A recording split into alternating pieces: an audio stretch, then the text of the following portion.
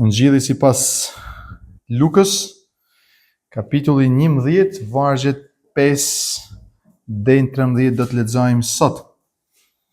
Le të lexojmë bashkë nga fjala e Zotit. Dhe u tha atyre, cili prej jush që ka një mik dhe i shkon në mesnat, i thot mik më jep hua 3 buk, sepse më erdhi nga ulla një miku im, dhe unë s'kam çfarë t'i vë përpara. Dhe ai nga brenda, duke ju përgjigjur thot, mos më mundo, dera është tashmë e mbyllur dhe fëmijët e mi janë në shtrat me mua, dhe nuk mund të çohem e të t'jap. Unë po ju them se edhe nëse nuk çohet t'ja jap sepse e ka mik, do të çohet gjithsesi për shkak të paturpsisë së tij, dhe do t'i jap sa i nevojitet. Dhe unë po ju them, lypni dhe do t'ju jepet, kërkoni e do të gjeni, trokitni e do t'ju hapet. Sepse kushdo që lyp merr, kushdo që kërkon gjen, dhe do t'i hapet atij që troket. Dhe cili nga ju është baba i tillë, që po t'i lyp buk djalit t'i jap një gur, ose po t'i lyp një peshk në vend peshku t'i jap një gjarpër, ose po t'i lyp një vezë t'i jap një akrep. Nëse ju pra, që jeni të ligj, dini t'ju jepni dhuratat mira bijve tuaj, as më tepër Ati në qiell do t'ju jap frymën e shenjtë atyre që ja lypin. Dhe motra, kjo është fjala e Zotit për ne sot. Le ta mirëpresim atë në zemrat tona si të tillë, ti nënshtrohemi autoritetit të saj.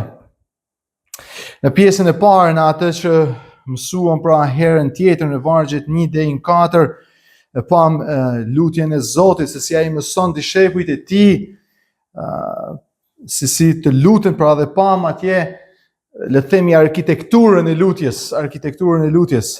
Pam konceptin e birërisë, që është shumë i rëndësishëm, pam konceptin e birërisë para pra ne mësuam se jemi bijt Perëndis dhe e dim ku i drejtohemi Perëndis si Aba. Ky është themeli ku i lutemi dhe çfarë statusi, çfarë raportit kemi ne me atë që i lutemi, që është aty. Dhe pastaj pam 5 kërkesa, 2 prej cilave janë kërkesa vertikale që ka të bëjnë me vetë Perëndin, me shenjtrimin e emrit të tij dhe gjithashtu me mbretërinë e tij, ardh mbretëria jote. E 3 kërkesat horizontale ishin për nevojat tona, bukën tonë na jep sot, na i fal mëkatet tona, si falim ne fajtarët dhe na mbron nga tundimi ose na mbron nga sprova. E kjo është një skicë e bukur, edhe shumë e rëndësishme, por nuk u jep përgjigje të gjitha pyetjeve apo të gjitha miraqeve të tjera. Ndaj tema për ne sot është pritshmëritë dhe qëndrimet e duhura për lutjen. Çfarë duhet të kemi, çfarë pritshmërish dhe çfarë qëndrimesh duhet të kemi ne për lutjen.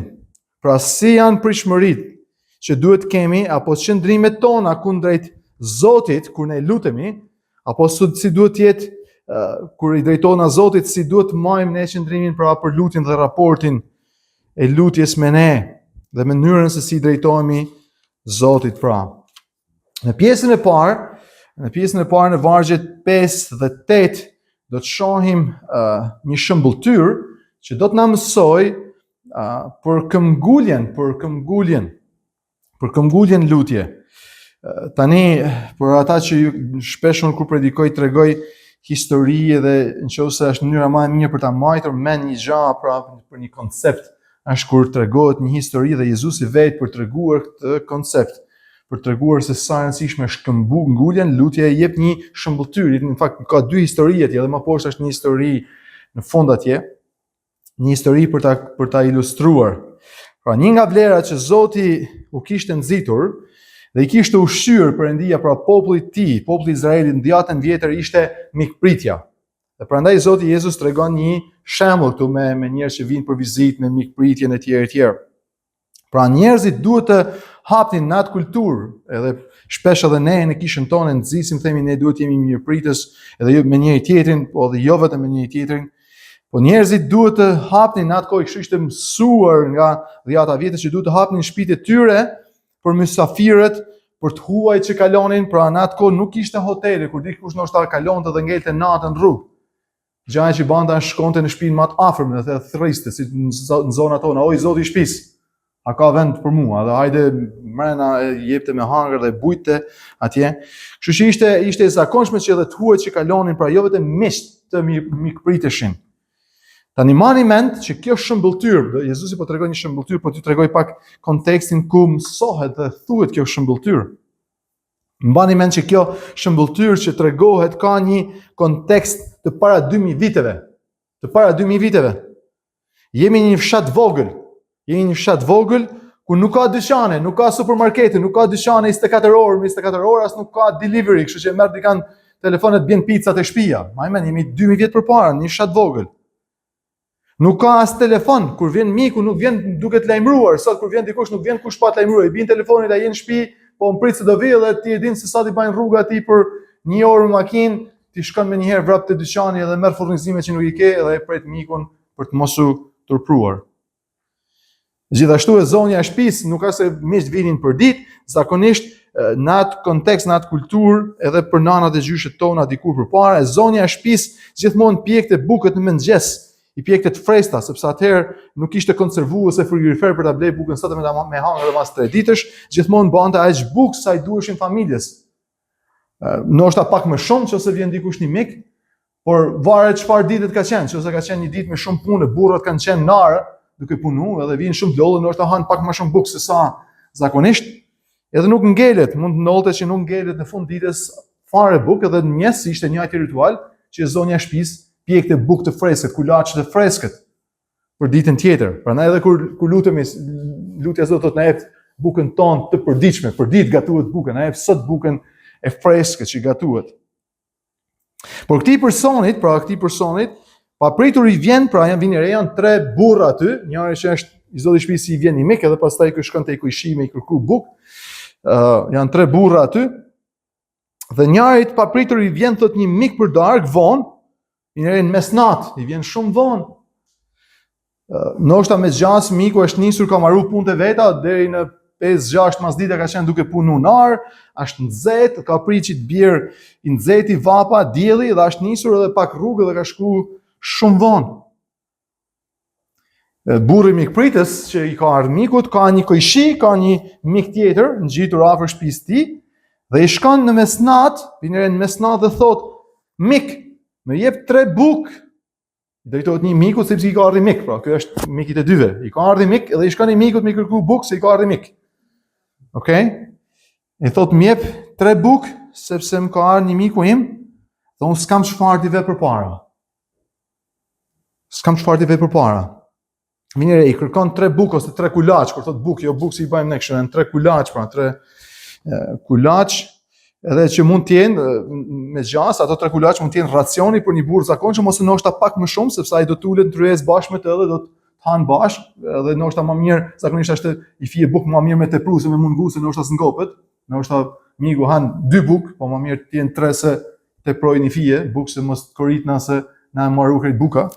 Edhe i kërkon 3 bukë. Sepse ishte e turpshme pra që vjen dikush në shtëpi, edhe ti s'ke çfarë t'i vë, vjen çfarë thotë, s'kam çfarë t'i vë përpara. S'kam çfarë t'i vë përpara. E më mbaj mend në kohën kur në fëmijërinë time, se kështu jemi rritur edhe ne të varfër, sa se kishim gjana, s'kishim frigorifera, ushqime etj, por kur na vinte dikush për dreka për darkë në mik, pra kur vjen shikonin për themi duke ardhur daja, diku ne shikojnë ku në rrugë, kështu një 200 metra larg shtëpisë, po vjen një mik e din që janë atu drejtu prej nga ne. Mami na fuste në aksion, fëmijët, na nxjerrte, thotë ti shko vrap te Maria te i kojshie, kishim ti vrap te Maria, shko na merr na 5 kokra vezë. Ti vrap shko te Llaxha na merr i 2 litër të raki, tjetrin na thotë shko te Sahiti na merr i dorë çep njoma, ndërkohë ai shkonte vrap në kap pulen me prej kryt të borrit. Sepse gjana ishin freskëta më një herë, pra vrap fëmijët, dikush shkon kërkonte ca vezë, dikush sa çep, dikush shumë për të sajuar, për t'i dhënë, për t'i vënë diçka para mikut. Besoj e keni përjetuar këtë disa prej jush në moshën time e më lartë, që fëmijët shpërndashin dhe vinë me diçka që i kishin mbledhur nga kojshia apo axhat apo të afërmit. A është kjo si një përjetim? Kështu që e njëjta gjë shkon tek miku, tek kojshia. Por miku nga brenda, pra është në snat, janë ulë me fjet, nga brenda i flet nga brenda shtëpisë, duke i përgjigjur i thot, mos mundo. E kam mbyllur derën dhe fëmijët janë shtrat me mua, nuk qohen do të jap.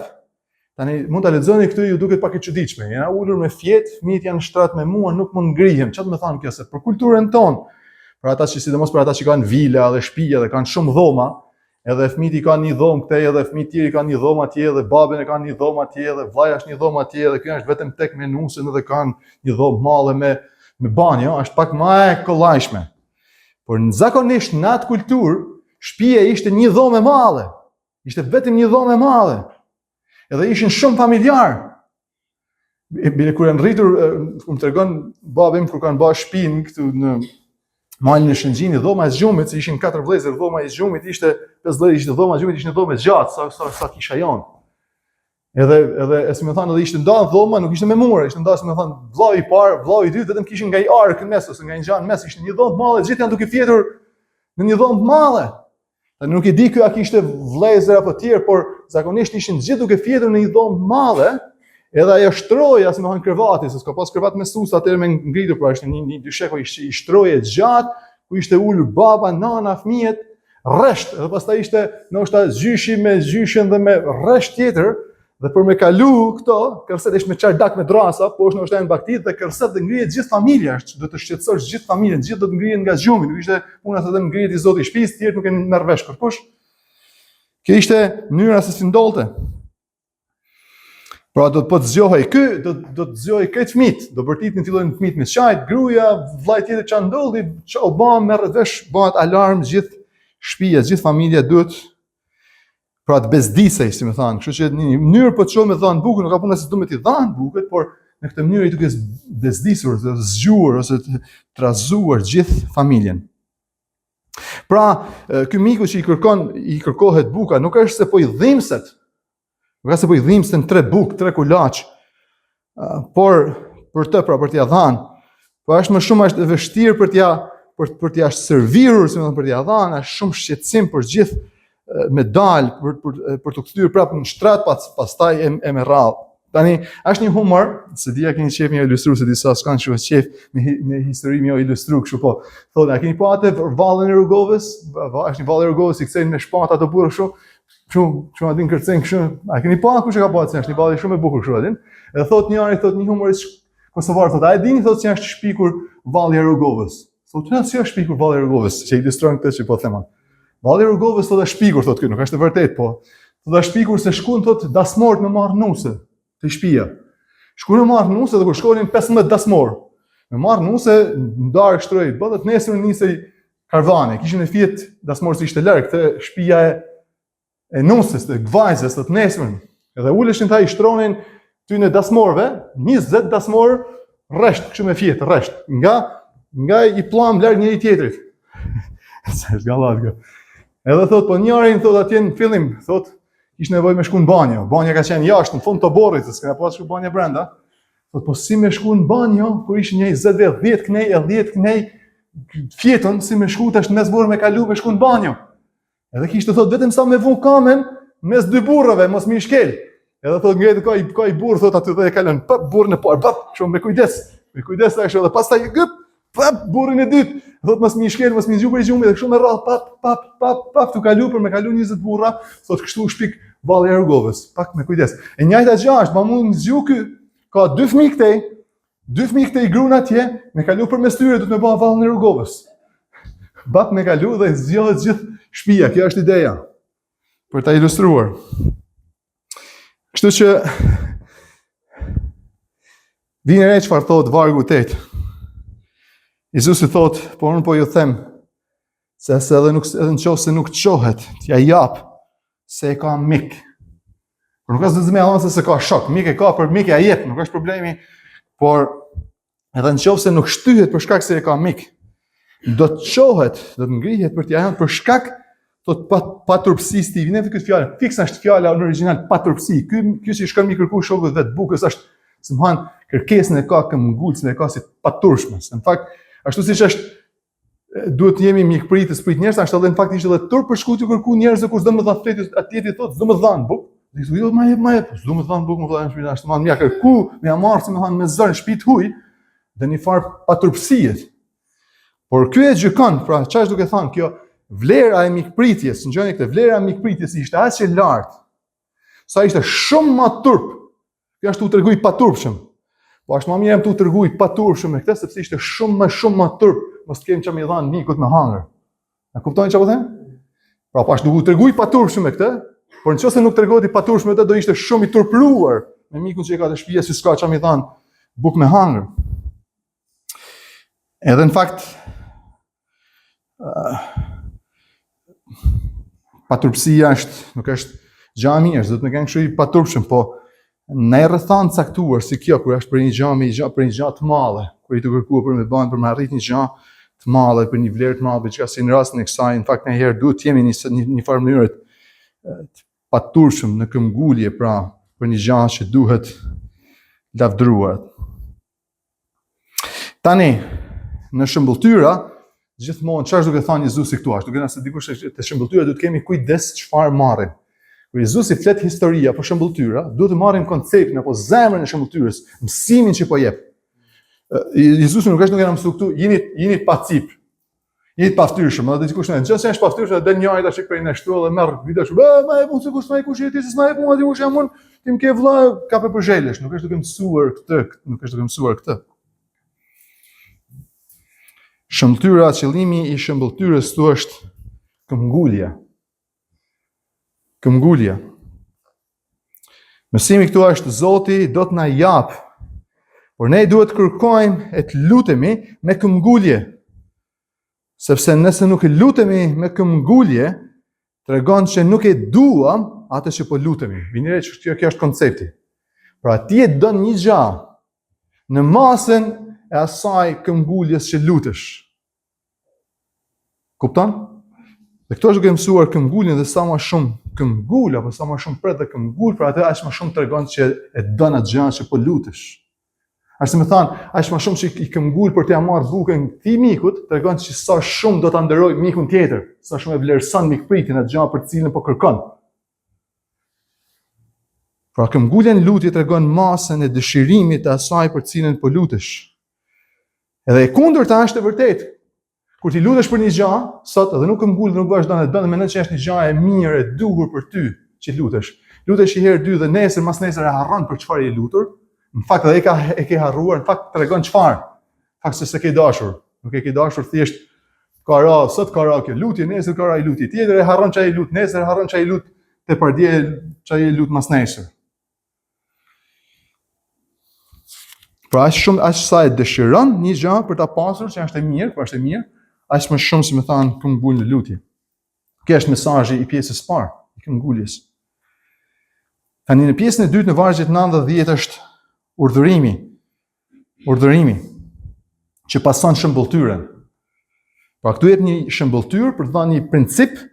Tani Jezusi jep urdhërim, këto që është urdhër, nuk është thjesht një shembull, një gjë thotë do ishte mirë të ishe këmbgulës. Tani është urdhër. Jezusi pastaj jo vetëm i sugjeron, por i urdhëron që çfarë, që të lypin, që të kërkojnë dhe të trokasin. Parimi këtu është Perëndia ju jep atyre që kërkojnë. Jezusi jo vetëm që i urdhëron të lypin, të kërkojnë dhe të trokasin, por gjithashtu i siguron që në secilin rast ata do të marrin përgjigjen përkatëse. Jezusi ju thot, edhe fjalët janë vini kur ju thot pra lypni, kërkoni, trokisni, foljet janë në tashmen e vazhdueshme. Tani edhe vazhdo të lypësh, vazhdo të kërkosh, vazhdo të trokasësh. Është një veprim i vazhdueshëm. Duhet lypim vazhdimisht, duhet kërkojmë vazhdimisht, duhet trokasim vazhdimisht. Pra të kemi këmbgulës, jo vetëm një rast, por vazhdimisht. Se nëse e ndron si thash më përpara, nëse e ndron shpesh, nuk je duke lypur dhe kërkuar dhe duke pritur. Në atë gjë, me gjas nuk e ke dasht atë gjë për që për cilën po kërkon. Pse duhet kështu dhe vazhdimisht? Jo vetëm që Zoti do të na jap, por tregon kjo gjendjen tonë të varur dhe nevojën e lidhur, që ne kemi të lidhur me Perëndin tonë. Arsye pse kjo është e tashme dhe vazhdueshme gjithmonë është sepse nuk është se ne kemi nevojë vetëm një ditë, vetëm në një rast të caktuar, në një rast shumë të madh, në një rast emergjent. Lutja më sipër, që lutja e Zotit thotë bukën tonë përditshme, për ditë kemi nevojë për bukën. Dhe kjo është e vazhdueshme dhe duhet të kuptojmë që kemi një varësi të përditshme, për minutshme, për sekondshme ndaj Perëndisë tonë. Nuk është se lutna vetëm kështu kur në një aksidenta, për një gjë të madhe, për një vizë amerikane, për një pallata, për një kështu. Kjo tregon që kemi nevojë dhe nevoja jonë është e lidhur ngushtë me Perëndin tonë, me provaninë e tij. Jakobi thot 4:2 ju nuk merrni sepse nuk kërkoni, pra nuk lypni dhe lypni keqës. Jezusi do të mësojë që lutja është më shumë se sa të lypësh. Lutja është më shumë se sa të lypësh. Dëgjoni këtë dhe lidhet me atë që lexuam edhe nga Ana. Të lutesh do të thotë të kërkosh dhe të marrësh përgjigje. Me lyp, kur e zgjat dorën me lyp, është edhe me marrë përgjigje. Pra, të kërkojmë dhe të gjejmë. Pra herë është me lyp, me zgjat dorën çfarë kam nevojë, pastaj është me kërku, me gjet. Dhe pastaj është me trokit, me prit përgjigje, me ditë çfarë përgjigjesh po merr, çfarë reagimit po merr.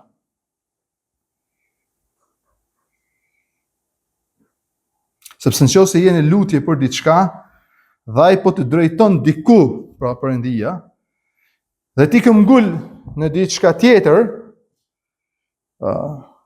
që e kundërt me asaj që po kërkon, ose e kundërt me ata që Zoti don me përgjigjen e tij, duket pra çfarë me të vërtetë atëherë zbulohet se çfarë don ti me të vërtetë.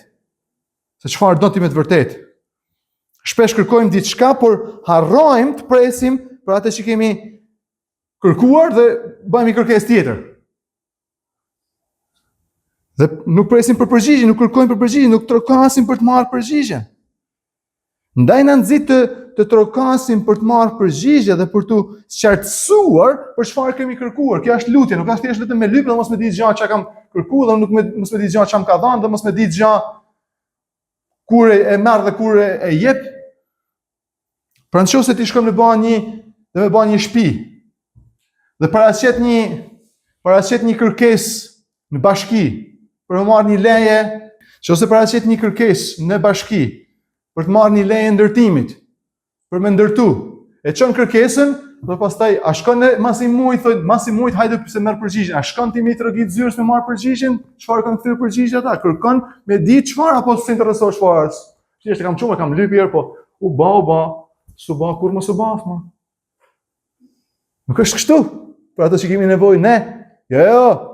E lypi me bajmë lutjen, shkojmë e pyesim, interesohen aktua ande ne, pastaj kërkojmë i kërsasim çdo derë për të marrë përgjigjen apo për mbush lutja që kemi kërkuar.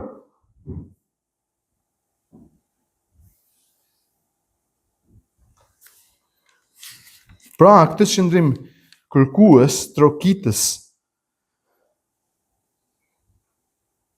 sepse nëse nuk kemi edhe këtë pritshmërinë e përgjigjes dhe të kërkesës, atëherë lutja jon, kjo lypja, është vetëm një procedurë. Si është për të lypur.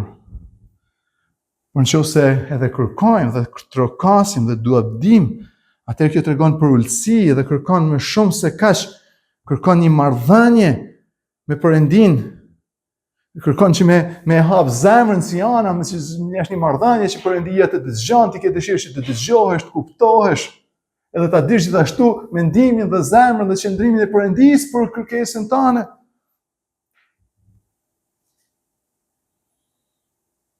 E kur ne lutim dhe kërkojmë dhe trokasim, është një marrëdhënie e gjallë, e hapur me Perëndin dhe kjo gjënie nuk e ndryshon Perëndin. Nuk e ndryshon Perëndin, apo nuk i jep informacion të ri atij, atë diku thotë po nëse Perëndia e din. Ose mendi nuk ja ndryshoi Perëndisë informacion pse të lutemi. Sepse lutja është për ne, nuk është për Perëndin. Lutja është për ne, është për përfitimin ton, është për përjetimin ton. Ai na fton ne që t'ia hapim zemrën tonë atit, dhe të kemi dhe të themi dhe të dëgjohemi prej tij dhe themi çdo merak e çdo nevojë tonën. A e din çfarë Kemi nevojë. Po ai ka dëshirë të na dëgjojë dhe e din se ne na bën mirë shumë kur jemi duke biseduar me të dhe ai duke na dëgjuar, është vlerësim për ne. Shpesh e di sa vin fëmijët e mi më kërku diçka, e di çfarë do më kërku. Po unë i dëgjoj ta thojnë edhe një herë, se e di çfarë do thojnë, po sepse e din që janë duke folur me babin, është e rëndësishme për ata që unë t'i dëgjoj. Përpara vetëm si tham, e di merre. Se si thotë ata që nuk kërkuan, merre se e di çfarë do të kërku. Është pak si arrogante.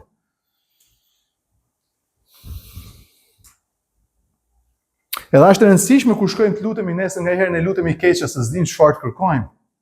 Nuk e ndryshojmë perëndin, nuk japim informacion të ri, por shpesh në lutje ndryshojmë ne. Shpesh shkojmë për të lutur Perëndia me një kërkesë dhe gjatë lutjes dhe gjatë marrëdhënies së kësaj zemre të hapur me Perëndin, shpesh e lajm lutjen gjys, e ndryshojmë lutje, bëjmë një lutje tjetër.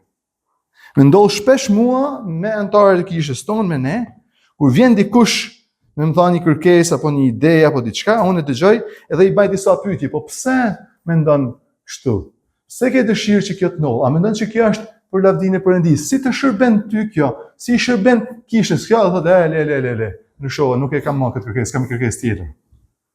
Sepse në kërkesën e parë nuk ka mundësi, ose në atë që po shpreh herë parë nuk ka qenë egoiste, jo e menduar mirë, por ndërkohë që pa e bisedon me Perëndinë apo me dikën kështu, ti sqartësosh se nuk është kjo në fakt kërkesa dhe ajo çfarë dua me të vërtetë, por është kjo që don Perëndia është më e mirë për mua. Kuptoni çfarë po them?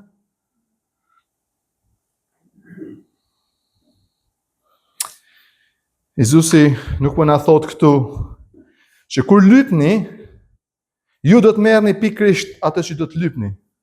Atë të lypni se do të merrni, kërkoni se do të gjeni, trokisni do t'ju hapet, por nuk thot pikërisht atë që ti ke kërkuar.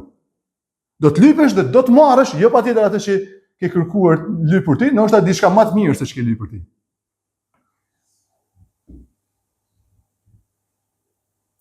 Shpesh mund të jetë përgjigjja jo, shpesh mund të jetë përgjigjja jo tani, apo më vonë, por kjo është përgjigje. Dhe kjo është përgjigje dhe po marrim çfarë është më e mira. Gjë e këtij është interesante. Shpesh njerëzit kam thonë me mua, se i kam dëgjuar përpara 5 viteve janë lutë për i gjallë, se kanë shprehë dëshirë janë lutë për i gjallë, edhe shpesh mas disa viteve e thonë faleminderit Perëndisë që nuk më ka dhënë çfarë jam lutur para 5 viteve. O Zot, kur e maj mend çka kam kërkuar jam lutur, shpesh, lavdi Perëndisë që nuk më dha atë që u luta. Atëherë ishte i bindur që ajo ishte me patjetër dhe duaj, po Perëndia nuk e dha, dhe pastaj dha diçka më të mirë apo diçka ndryshe, apo më të keqe, që nësi ka. Por që është prej Perëndisë, na është e duhur. Faleminderit Perëndisë që nuk më dha, ose e shtyu, ose tha jo për atë gjë që i kërkova para disa viteve. Kuptoni? Gjithmonë ai përgjigjet.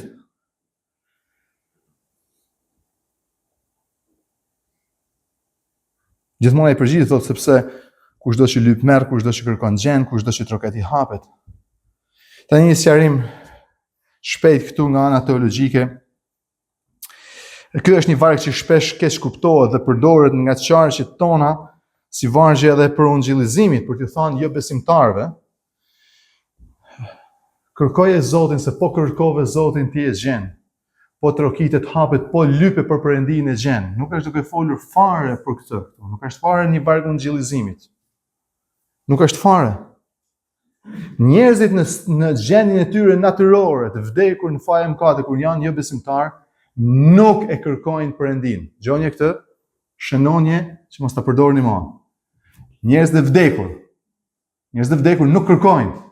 Njerëz të vdekur nuk lypin, njerëz të vdekur nuk gjejnë, njerëz të vdekur nuk shikojnë. Në statin tonë të vdekur natyrisht, as nuk e kërkojnë, as nuk e lypin, as nuk e gjejnë, as nuk trokasin. Shpesh kishat i ndryshojnë edhe predikimit e sjelljet e tyre për ata që quheshin pra ta seekers, ta kërkuesit e ndjeshëm. Le të jemi të ndjeshëm kur predikojmë, se kemi, mos të thojmë çdo herë sepse kemi dikën që nuk është besimtar dhe do ndjehet sepse do t'i themi kërko, apo e kërkove do ta gjesh dhe Zoti kështu, mundojmë ja bë të lehtë dhe të bukur që të vinë besim. Thomas Aquinas kur u pyet teologu i madh për këtë gjë, i thanë, po ne shohim njerëz që vinë që kanë interes, kanë interes për Zotin. Thomas Aquinas tha kështu: njerëzit nuk janë duke kërkuar Zotin, as kanë interes për Zotin fare. që ose vinë kisha, apo pyesën, kanë interes apo çfarë gjëra shpirtërore, nuk kanë interes për Perëndin. Kanë interes për gjërat që vetëm Perëndia i jep. Gjoni këtë. Pra kanë nevojë për shërim dhe e dinë që vetëm shërim vjen vetëm Perëndia. Kanë nevojë për lekë dhe vinë kanë nevojë për punë, hajt se të ma prind Zoti marrin punë. Nuk ata ardhur për punë, për Zotin, ata ardhur për punën. Po e dinë që vetëm Zoti mund ta japë punën. Nuk janë ardhur për Perëndin, janë ardhur për shnetin, po e dinë që vetëm Perëndia mund t'i japin shnetin. Nuk po vinë për Perëndin vetë, po për vetë ato gjërat që Perëndia i jep. Kanë interes pra për të marrë ato që Zoti i jep. Jonathan Edwards i tha, kërkimi i Perëndis është një synim qendror dhe i qëllimshëm, gjoni këtë, vetëm i të krishterit rilindur. Kërkimi i Perëndis, prandaj ky pasazh duke folë Jezusi kujt dishepujt, thotë dishepujt e vet ju afruan, thonë o Zot na mëso të lutemi, nuk ju afruan jo besimtarët. Kërkimi i Perëndis është, më thënë, biznesi. Apo synimi, qëllimshëm vetëm i të krishterit rilindur, prandaj ky pasazh nuk ka të bëjë fare me jo besimtarët, dhe nuk është një bark apo një thirrje për jo besimtarët. Ti është për ta ditur. Okay? Dhe e fundit pjesa e tretë, lutja është çfarë?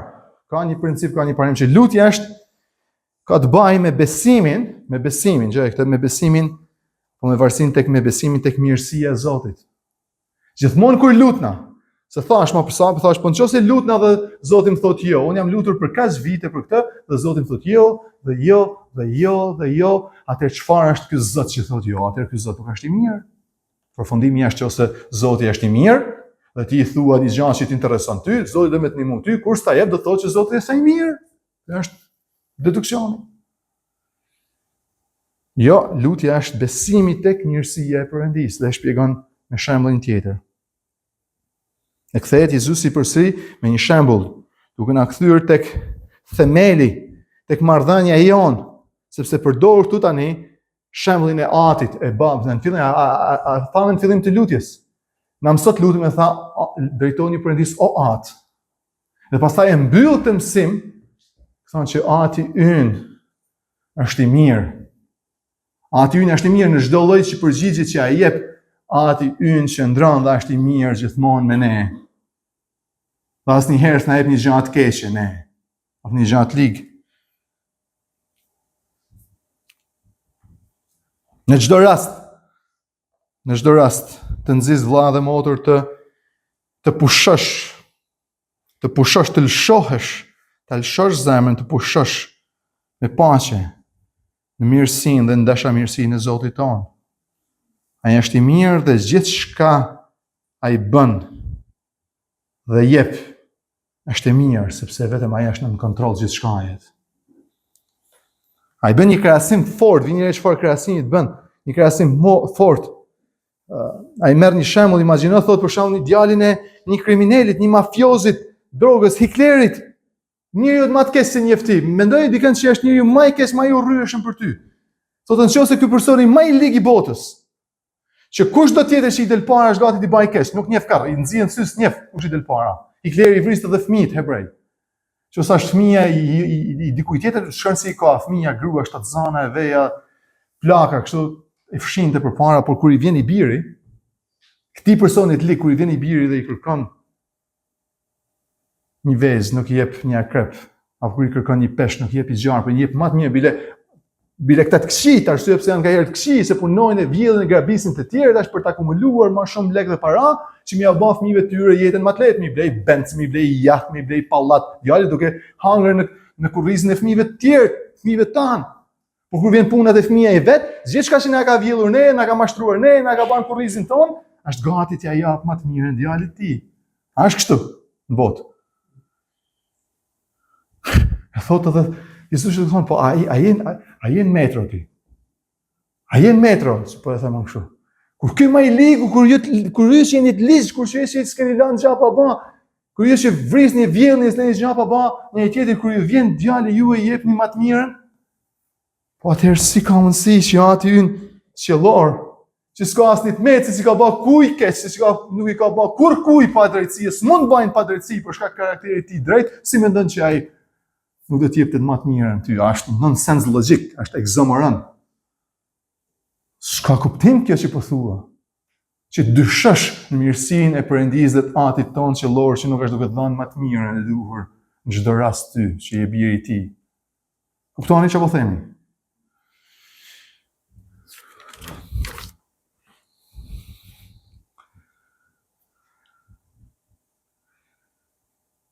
Vini që që thot, t'i jap më të mirën, pra thot, nalu pak, thot Jezusi, nëse ju që jeni të ligj, dini t'ju jepni dhurata të mira bijve tuaj, aq më tepër, apo më shumë, aq më shumë, s'bëhet fjalë tepër më shumë.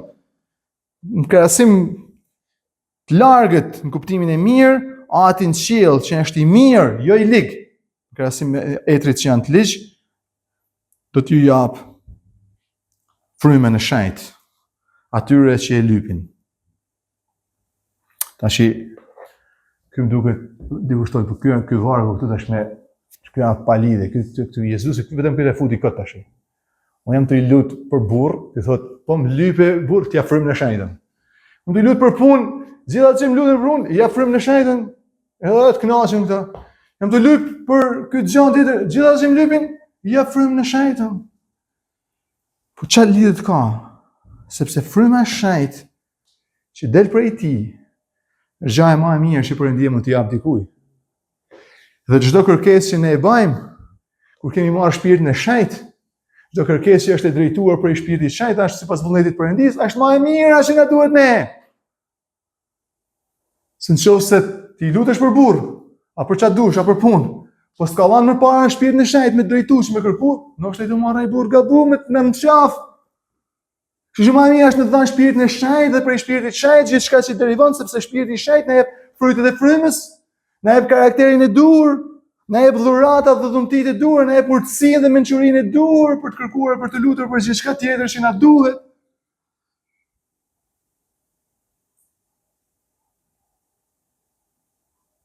Gjithçka që vjen prej shpirtit të shenjtë, sepse kush e njeh mendjen e Perëndisë vetëm shpirti i shenjtë i Perëndisë.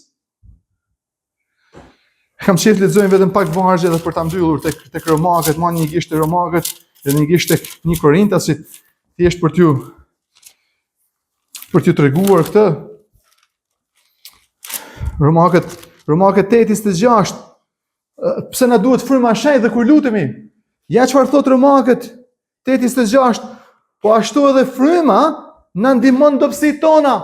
Jena dobë, ne s'dim çfarë me kërku, ne s'dim çfarë mu lyp, ne s'dim çfarë na duhet. Kështu që fryma e shenjtë na ndihmon dobësitë tona sepse ne nuk dim çfarë të kërkojmë lutjet tona. Nëse s'kena shpirtin e shenjtë, lutesh kot.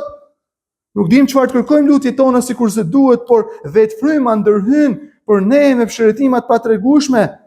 Dhe ai që heton zemrat e di cila është mendja e frymës. Sepse ai ndërhyn për shenjtorët, vjen sipas Perëndisë, fryma ndërhyn për ne shenjtorët sipas Perëndisë, sipas pëlqimit të Perëndisë, jo pas sipas tekave tona. A e kuptoni? E me rrallë, në fund të 32 thot sepse ai që nuk e kursej pra nëse kena shpirtin e shenjtë dhe na me pa vullnetin e Perëndisë, dhe ai ka dhënë Krishtin për ne, ka dhënë dhe shpirtin e shenjtë për ne, si nuk mund mos na jap gjithçka tjetër, thot, sepse ai që nuk e kurseu birin e vet, por e dha për të gjithë ne, qysh nuk do të na jap e dhurojë gjitha gjërat bashkë me të, gjithçka tjetër që na duhet.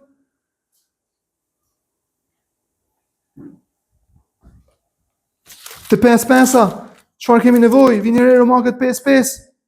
Por shpresa nuk turpron, kemi shpresë sepse dashuria e Perëndisë, vini re, kemi nevojë për dashuri, ndihesh i padashur, ndihesh i vetmuar, ndihesh vetëm, ndihesh kështu ashtu, çfarë nuk e di si ndihesh? A s'ke shpresë? Nëse s'ke shpresë dhe s'ke dashuri, ja çfarë thot? Por shpresa që është në Zotin nuk turpron, sepse dashuria e Perëndisë, vjen dashuria e Perëndisë është derdhur në zemrat tona me anë kuj? Me anë të frymës së shenjtë që është do na është dhënë. Nëse nuk e ke shpirtin e shenjtë, s'kërkon të parë shpirtin e shenjtë në zemrën tënde, se ke as dashurinë, as shpresën, as gjithçka tjetër. 1 Korintasit 2:12.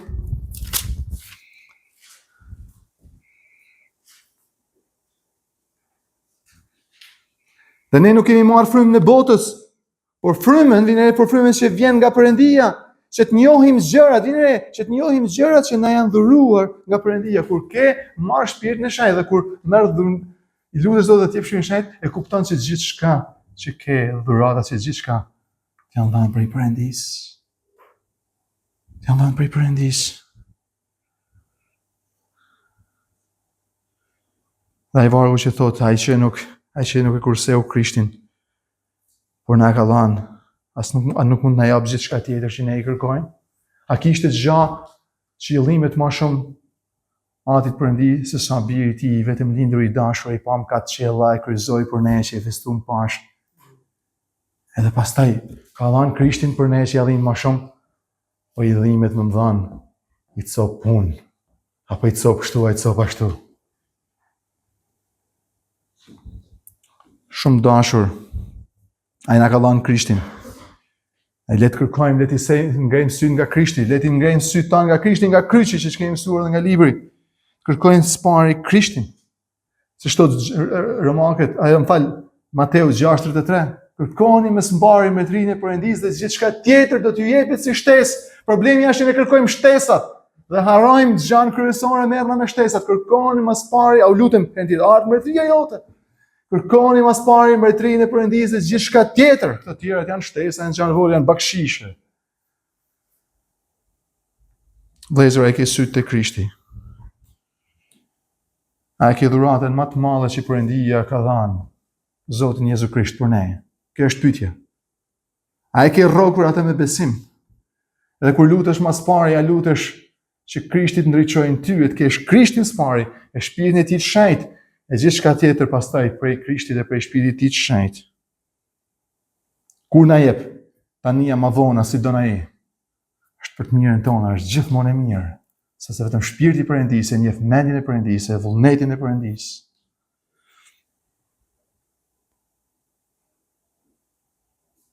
Nëse ke Krishtin, nëse ke shpirtin e shenjtë dhe përpiqesh ti pëlqesh Krishtit, i lumtur do t'jesh. Nëse ke Perëndin për atë, për shkak të Krishtit, dhe shpirtin e shenjtë që na drejton, ne mund shkojmë tek Perëndia ynë, tek Ati ynë. Të lypim, e të na jepet, të kërkojmë, e të gjejmë atë që duhet që i pëlqen atij, e të trokasim, e të na hapet. Atij qoftë lavdia, jetë jetëve. Amen. Le të lutemi bashkë. O Atë, faleminderit për mirësinë tane që i tregove në Krishtin për ne. Ti që nuk e kurseve Krishtin birin tanë po edhe për ne, qysh nuk do të na japë për gjithçka tjetër që na duhet. E shpirtin tanë shenjtë. O Zot, lutemi sot më shumë se gjithçka tjetër, na jep shpirtin tanë shenjtë. Na kontrollo ti, na mbush ti, na kontrollo ti me shpirtin tanë shenjtë. Sepse nëse kemi Krishtin në zemrën tonë si shpëtimtare, Zot, shpirtin e shenjtë që na drejton, udhëzon, na mbush, na jep shpresë, dashuri e gëzim. E frutet e frymës, dhe të ti të gjithçka tjetër që na duhet, e mendjen tane, që vetëm ai e njeh. Atëherë mund të kërkojmë çfarë duhet, ato gjëra që janë prej teje, që janë të mira, të pëlqyeshme për ty, e dobishme për ne.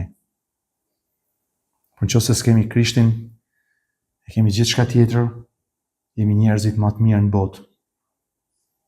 Ai na ndihmo të hetojmë zemrat tona sot, Zot. Ai kemi Krishtin. Krishti më shumë se gjithçka na duhet, e gjithçka tjetër do të na jepet si shtesë. Bekuar qofsh ti, në emrin tënd lutemi. Amen.